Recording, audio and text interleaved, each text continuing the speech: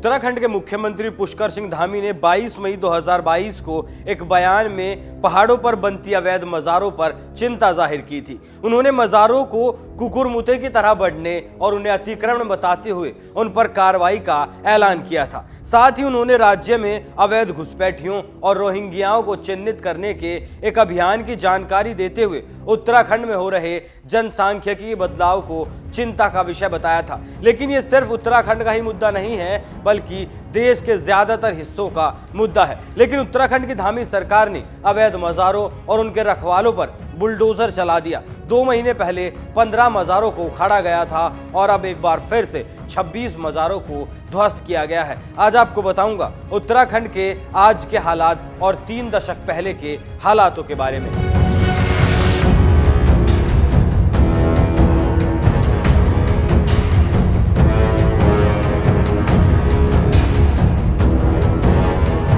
नमस्कार, NMF news देख रहे हैं आप। मैं हूं आपके साथ अभिषेक पुंडीर। पछुआ देहरादून के वन विभाग क्षेत्र में अवैध रूप से बनाई गई 26 मज़ारों को धामी सरकार के बुलडोजरों ने जमींदोज कर दिया। उत्तराखंड के मज़ार लैंड जिहाद के चलते जंगलों में 1400 से ज्यादा मज़ार और बाकी अतिक्रमण वाली जगह चिन्हित की गई थी, जिन्हें मुख्यमंत्री ने हटाने के आदेश दिए हैं। वन विभाग से मिली जानकारी के मुताबिक बुलडोजर से 26 अवैध मज़ारों को ध्वस्त करके मिट्टी में मिला दिया गया। इन मज़ारों को कुछ महीनों में ही बनाया गया था। दिलचस्प बात यह है कि इनमें से कुछ मज़ारों को रिजर्व फॉरेस्ट में ऐसी जगहों पर बनाया गया था जहां आम लोगों के आने जाने पर प्रतिबंध है और निर्माण सामग्री ले जाने पर सख्त पाबंदी है। वन विभाग ने कालसी वन प्रभाग में 7 मज़ारें, लाड़पुर में 6 और रायपुर फॉरेस्ट एरिया में 5 मज़ारों को बुलडोजर से ध्वस्त किया है। इन मज़ारों में किसी तरह के कोई मानव अवशेष नहीं पाए गए। जानकारी के मुताबिक बरेलवी मुस्लिम समुदाय के कुछ लोग उत्तराखंड की वन भूमि पर लैंड मज़ार जिहाद के तहत काम कर रहे हैं। ये लोग पहले सड़क किनारे झंडे और पत्थरों में चूना लगाकर मार्ग का एरो बना देते हैं, फिर जंगल में पत्थर का एक टीला बनाकर उस पर सफेद नीली चादर चढ़ाकर आसपास के पेड़ों पर हरे झंडे लगा दिए जाते हैं। उसके बाद धूप बत्ती लगाकर अपना धंधा शुरू कर दिया जाता है। यहाँ मुस्लिम कम और अंधविश्वासी गरीब तबके के हिंदू ज्यादा आने लगते हैं। धीरे धीरे मज़ारें बड़ा रूप ले लेती हैं। वन विभाग की टीम ने टिमली रेंज के जंगल में बनी हजरत रोशन शाह की कथित मज़ार को मिट्टी में मिला दिया गया। वन विभाग के अधिकारियों का कहना है कि मज़ार का निर्माण अवैध रूप से आरक्षित वन विभाग में किया गया था। ये तो था ताज़ा मामला। अब सुनिए किस कदर उत्तराखंड इस लैंड जिहाद की चपेट में है और कैसे ये लोग देवभूमि को कब्जे में ले रहे हैं। अवैध मज़ारों और नशे के खिलाफ काम कर रहे स्वामी दर्शन भारती उत्तराखंड के बदलते हालातों पर खुलकर बात करते हैं और बताते हैं कि 1985 तक यहाँ एक भी मस्जिद नहीं थी। हमारे यहाँ मुस्लिमों को मनिहारी कहा जाता है, जो औरतों के साथ श्रृंगार के सामान बेचने का काम करते हैं। अल्मोड़ा में एक स्थानीय स्वर्णकार ने इन्हें पहली मस्जिद दया भाव से मनिहारों को बनाने दी थी। उन्हें ये नहीं पता था कि इसके बाद यहाँ मज़ारों की बाढ़ आ जाएगी। यही दावा वॉइस फॉर इंडिया की फाउंडर और अमेरिकी एक्टिविस्ट रेनी लिलन ने भी किया है। उत्तराखंड में पहली मस्जिद 1985 में अल्मोड़ा में बनी, जो बहुत ही छोटी सी थी। केवल 36 साल में 1700 मस्जिद हो गई। देवभूमि हिमालय को कैसे बचाना है, यह समस्त हिंदू समाज को सोचना होगा। स्वामी दर्शन भारती के मुताबिक बहुत पहले अल्मोड़ा में कत्यूर राजा का शासन हुआ करता था। तब उन्होंने अपने कुछ कामों को करवाने के लिए रामपुर से कुछ मुस्लिमों को यहाँ बुलवाया। उनके परिवारों को रहने के लिए एक कोने में जगह दे दी गई। धीरे धीरे मुस्लिमों की आबादी बढ़ती चली गई और आज कई ऐसे इलाके बन गए जहां जाने के बाद उत्तराखंड लगता ही नहीं। वो जगह देखने में ऐसी लगती है जैसे देवबंद हो। 1985 तक इन मुस्लिमों ने कभी मस्जिद बनाने की बात नहीं की, लेकिन अब इनके दिमाग में कट्टरवाद है।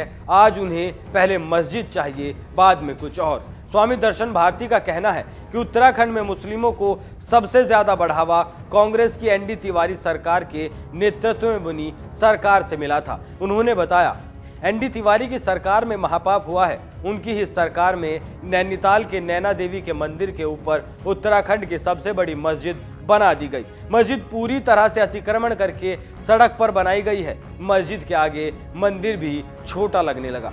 उन्होंने आगे कहा, हिंदुओं के इस उद्गम स्थल का दुर्भाग्य रहा है कि राज्य बनने के बाद पहली सरकार नारायण दत्त तिवारी की बन गई। हमें तो लगा था कि ये प्रदेश दुनिया को हिंदू धर्म का संदेश देगा, लेकिन अब तो यहाँ अस्तित्व पर ही खतरा मंडरा रहा है।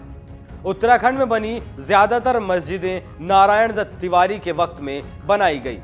श्रीनगर, पौड़ी, दुगड्डा और कोटद्वार में भी मस्जिदों को बनवा दिया गया। बॉर्डर पर पड़ने वाले धारचूला में भी मस्जिद बना दी गई। कांग्रेस की सरकार में तो मुस्लिम राज्य मंत्री भी बनाए गए।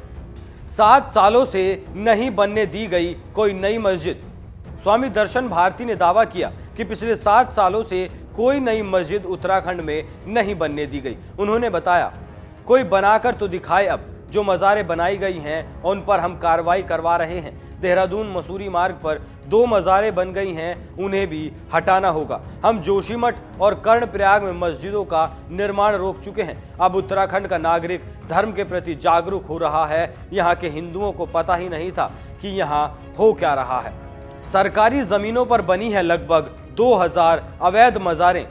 स्वामी दर्शन भारती के मुताबिक आज पूरे उत्तराखंड में लगभग 2000 अवैध मज़ारें हैं। ये मज़ारें तमाम सरकारी ज़मीनों को कब्जा कर बनाई गई हैं। मज़ारों को सिंचाई विभाग, वन विभाग, पीडब्ल्यूडी की आदि ज़मीनों पर बनाया गया है। देहरादून नगर निगम और जिला पंचायत की 60 से 70% सरकारी ज़मीनों पर मुस्लिमों का कब्जा है। देहरादून की आज़ाद नगर कॉलोनी की कई हजार हेक्टेयर जमीनों पर मुस्लिमों का अवैध कब्जा भी है। आज देहरादून की राजीव नगर से गुजरती नदी और शहर के नालों की जमीनों पर कई मंजिला ऊंची मस्जिदें खड़ी कर दी गई। इनके अलावा कई मदरसे भी बनाए गए। आज ये इलाका मुस्लिम बहुल लगता है। आज मुस्लिम जोशीमठ तक पहुंच गया। अगर यही हाल रहा तो आने वाले 4 से 5 सालों में देवभूमि की संस्कृति खत्म हो जाएगी। ये हाल अकेले उत्तराखंड का ही नहीं है, यूपी का हाल इससे भी ज्यादा खराब है। यूपी पुलिस के मुताबिक 7 सीमावर्ती जिलों पीलीभीत, लखीमपुर खीरी, श्रीवस्ती, सिद्धार्थनगर, महाराजगंज, बलरामपुर और बहराइच में पिछले 10 सालों के दौरान मुस्लिम आबादी में 32% का इजाफा हुआ। इन जिलों में मस्जिदों और मदरसों की संख्या भी तेजी से बढ़ी है। ग्राउंड रिपोर्ट में इन जिलों के 1000 से भी ज्यादा गांवों के आंकड़े जुटाए गए। इन 7 जिलों के 116 गांवों में मुस्लिम आबादी 50% से ज्यादा बढ़ी है, जबकि सीमावर्ती इलाकों के करीब 303 गांव ऐसे हैं जहां पिछले 10 सालों में मुस्लिम आबादी में 30% से ज्यादा का इजाफा हुआ। इन जिलों में मस्जिदों की संख्या में करीब 25% की बढ़ोतरी देखने को मिली। यूपी और असम के अलावा राजस्थान में भी बॉर्डर से सटे इलाकों में मुसलमानों की आबादी बढ़ी है। अचानक नए मदरसे और मस्जिदें दिखने लगी। इस बदलाव को बीएसएफ ने भी नोटिस किया और इसकी रिपोर्ट गृह मंत्रालय को भी भेजी है। अगर पड़ोसी मुल्कों से, पाकिस्तान और बांग्लादेश से बड़ी संख्या में लोग हमारे बॉर्डर के इलाकों में भेजे जा रहे हैं तो ये चिंता की बात है। अगर पाकिस्तान और चीन की साजिश के तहत भारत की सरहद से सटे इलाकों में मुसलमानों को बसाया जा रहा है तो भी ये एक गंभीर मसला है। यूपी और असम पुलिस की इस रिपोर्ट पर बीएसएफ की जानकारी पर तुरंत कार्रवाई होनी चाहिए और इस साजिश का जड़ से खात्मा कर देना चाहिए। आप इस खबर पर क्या राय रखते हैं, हमें कमेंट करके जरूर बताएं। नमस्कार।